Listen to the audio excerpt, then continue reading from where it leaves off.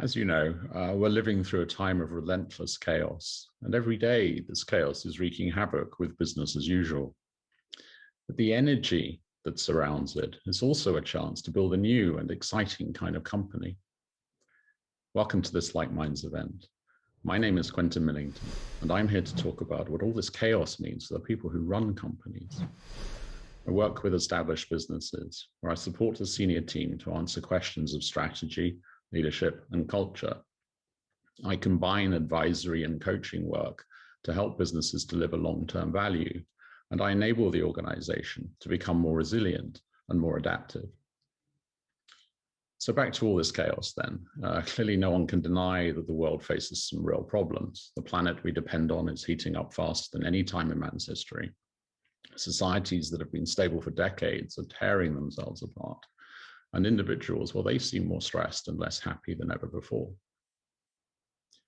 Every day now, people are asking the companies they work for or buy things from, or even just read about, can you do something to help us solve these problems? And the answer to this question is almost certainly yes. But the more difficult matter for the people in charge of those companies is, well, what exactly do we need to do? And how can we make it happen? From the company's point of view, the chaos we are living through is a form of disruption. And when a company experiences disruption, it shows a mismatch between what the company is doing and the reality or direction of the outside world. What then are all of these forces that are disrupting business as usual? Well, we see shifts in consumer appetite and government policy, climate change, economic turbulence, new technologies. All of these things make business hard. Activists, they're increasingly vocal, and one day of hashtag politics can change everything. All of these things have the power to damage a business's reputation, capsize its strategy, and even end the careers of executives and managers. What I want to say today is that all this disruption itself may be ungovernable, but companies can control how they respond to these unforeseen shifts. But the kind of disruption we see today calls for radical change in how business is done. Of course, when you're trying to run a company, big changes are never easy, but senior teams can move to a more exciting place if they rethink the strategic aims of the business, make changes to how leadership operates, and take time to build new capability. They also, I think, have to have richer conversations with their stakeholders. These four areas, strategy, leadership, capability, and dialogue, are the means whereby a company gains command of these external forces and turns the disruption of the natural and social worlds to its advantage. When it comes to strategy, the main question we have to ask is, well, what is the opportunity with all this disruption? In other words, why should companies even bother to engage with the climate and social chaos raging around them? And as we answer this question, we need to clarify the one big change that will unlock a company's ability to master disruption. That change is to move away from our obsession with profits and shareholder value, to think more broadly about the value we create for all stakeholders. It's creating a strategy that accounts for the needs of employees, customers, society at large, and the planet we live on, as well as, of course, traditional shareholders. This idea that shareholders come first dates back to 1919. Henry Ford of the Ford Motor Company wanted to reduce dividends to his stockholders. He had a plan to use the extra money to lower the prices of his cars and to increase workers' wages. His rivals, the Dodge brothers, well, they had shares in the Ford Motor Company, and they wanted to set up their own rival factory.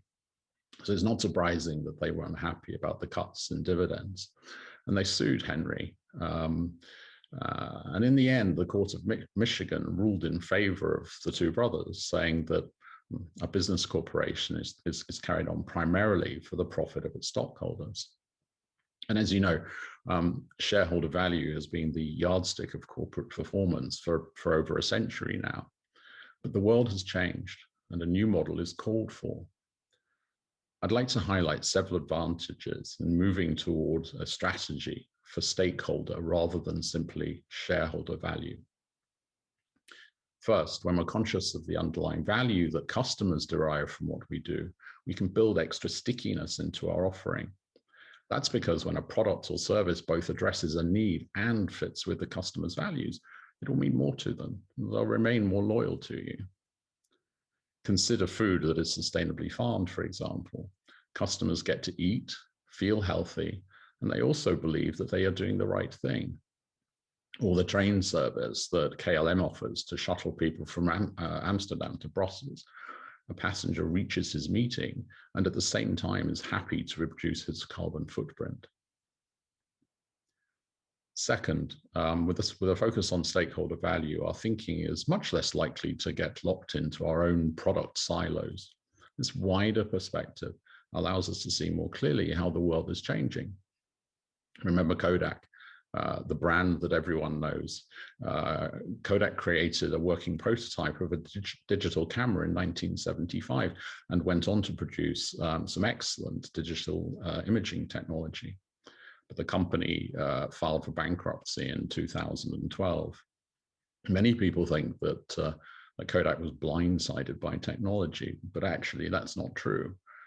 What Kodak failed to appreciate was how people would use their cameras. It didn't understand the real value that its offering meant or could mean to people. Understanding stakeholder value provides a way to predict how product needs will evolve. Third, a stakeholder-led company is simply more exciting. Earnings per share are so far removed from the life of the 30-year-old employee who talks to your customers. And everyone knows that the world doesn't need yet another moisturizer. Connect the daily grind, for every day will have its low points, to something bigger, to a purpose that's aligned with the things a person cares about. And you'll see engagement rise and productivity soar. Executives, they also have something to get excited about. The organizing power of markets, companies, and business to bring about change is tremendous. I think it's something that anti-capitalism crusaders who decry our current economic, corporate, and consumer systems fail to recognize. Disruption is a fantastic chance for senior teams to influence the world and to nudge society in a more sustainable direction. For many, this will be a much more satisfying personal legacy than, oh, we made lots of money. Finally, if you're not convinced, stakeholder strategies are good for business. In 2019, Morgan Stanley revealed that 84% of people were keen to tailor their investments to their impact goals. This rises to 90% for millennials. And 86% believe that ESG practices can lead to higher profitability, and therefore they make better investments. And of course, these are the people who are buying from your company and working for your company as well. And stakeholder strategies also reduce financial risk. In 2020, BlackRock, the world's largest investor, voted against the directors of 53 companies. Why? Because they were not integrating climate risk into their business models or disclosures. Let's take a moment to think about leadership. What personal challenges do executives and managers face in a disrupted world? As you know, there's a lot of theory about good leadership, and we don't need to repeat that here. But I think disruption brings in some particular challenges. These make the business of leadership both harder and I think also more rewarding. First, it's clearly easier to make a profit than it is to make a profit and generate value for different stakeholders. We often see the world as a system of trade-offs, and so we do a lot of either-or thinking at work.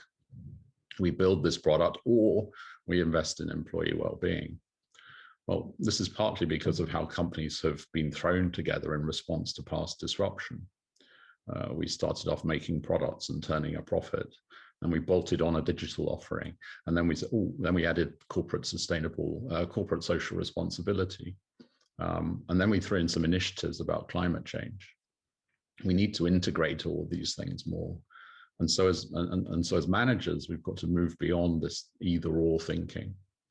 At the very least, we have to think and at the same time. How can we better service customers and at the same time invest in our people? How can we increase dividends and at the same time reduce carbon emissions. The gold standard, however, is to use buy. How can we better service our customers by investing in our people? How can we increase dividends by reducing carbon emissions? Second, we need to see more clearly how the world is complex and interconnected. Few things happen in isolation of a wider ecosystem, and making a profit is certainly one of them. We have a real duty to start thinking beyond consequences, to start thinking about consequences across the whole value chain. What, for example, is the carbon impact of making a polyester dress and shipping it from China? What happens to the environment when Charlotte throws it away? As managers, we need to think about the entire system. Third, we really have to let go of our need to count things. How many times do we go into meetings with PowerPoint slides and bar charts? When we go beyond the financials, not everything that matters can be readily counted. How do you measure the value of that train from Brussels to Amsterdam? How do you quantify the customer loyalty you generate? What is the real cost when BlackRock votes against your board? Overly simple numbers hide the complexity of the world we're dealing with, and they give a false sense of confidence.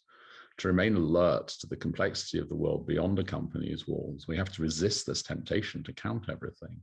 And we have to nurture a confidence to lead without the crutches of Excel or PowerPoint. Fourth, there's a further question of confidence.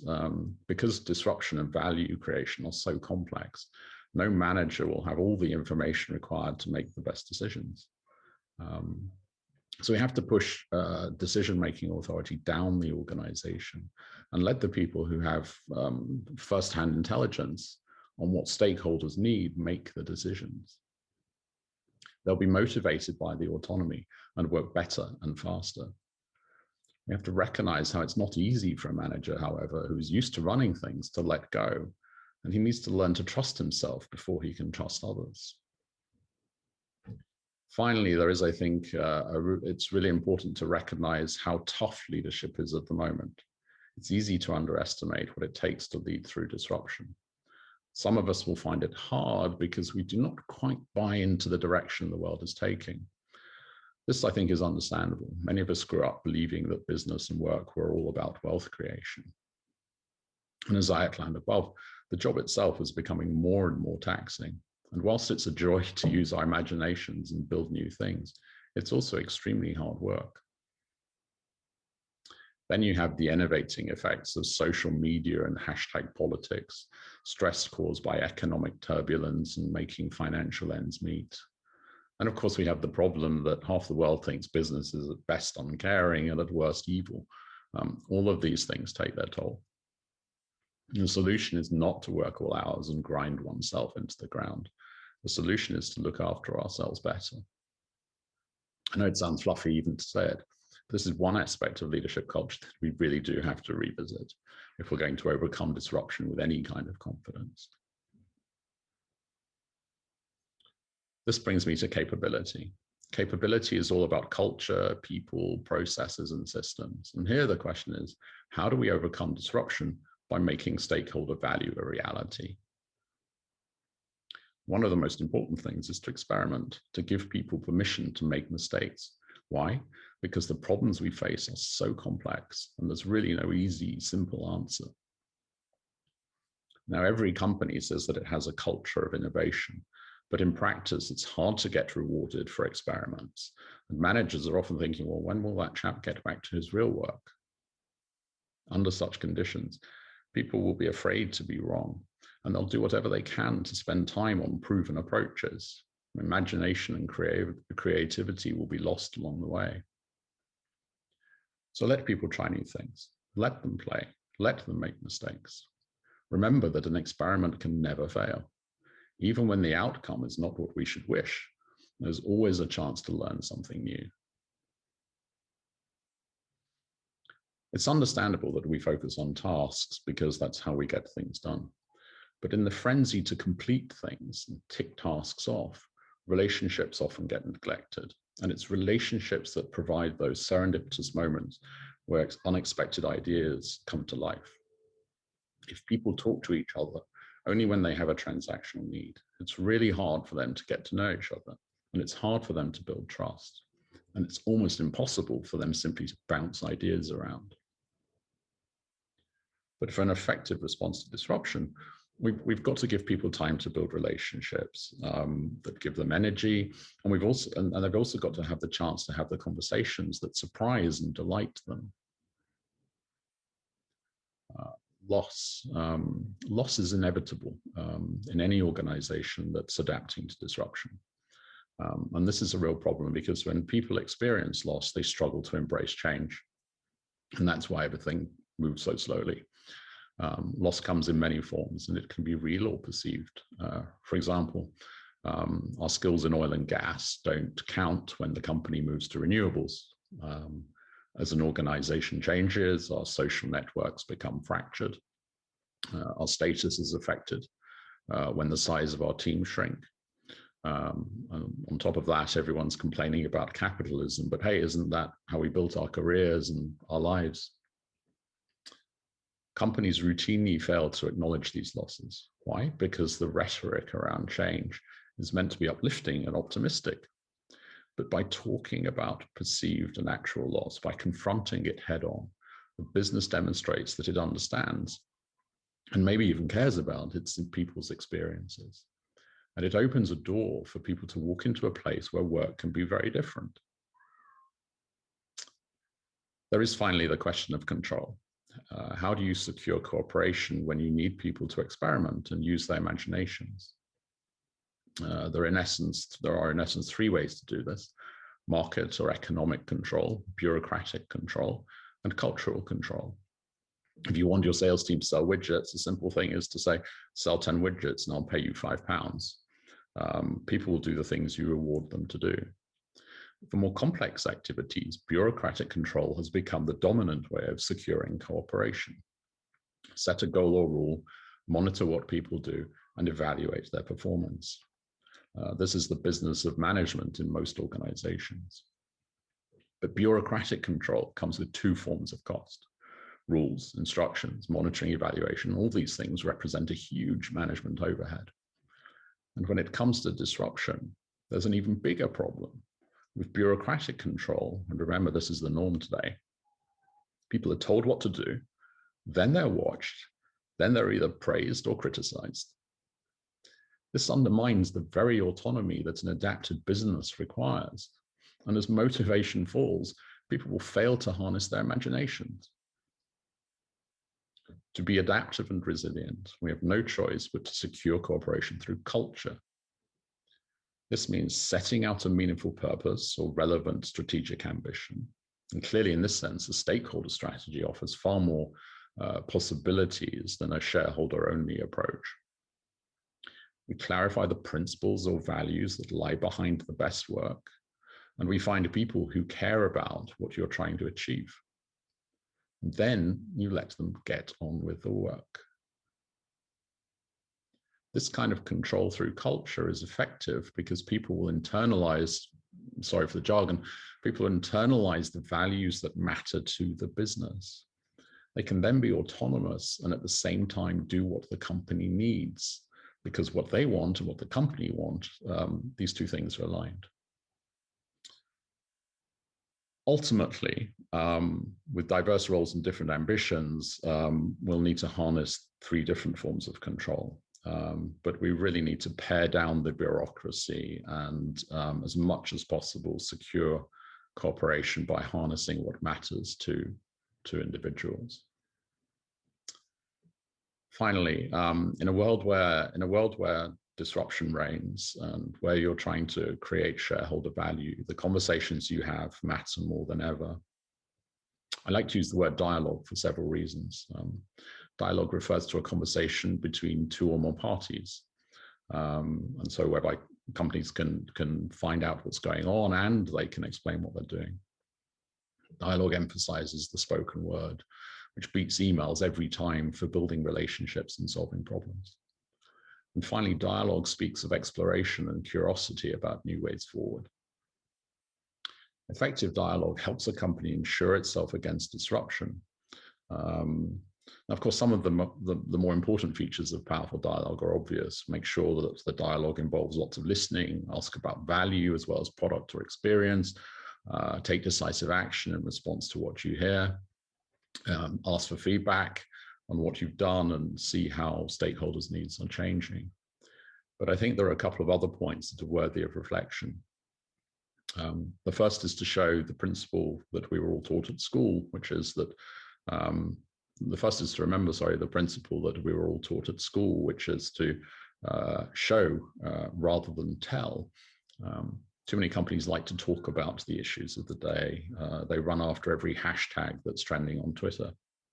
But without evidence of what outcomes they've already achieved, this very quickly becomes virtue signaling. And on climate questions, it's easily seen as greenwashing. Nowadays, that will certainly result in a backlash against the brand and the people who run it. At the same time, this kind of virtue signaling will undermine trust in all the other good things that you're doing. So at the end of the day, to take an example, switching your logo to a black square doesn't really say very much about the integrity of your workplace. The second point here is to think before you speak. This is especially important in public forums where adult dialogue is often limited. All too often we see companies jumping on whatever bandwagon is passing by. Now, of course, there may be nobility buried at the heart of even the most angry public discourse. And companies do put themselves out there with the best of intentions. But be wary. Hashtags often carry with them a great deal of complex baggage.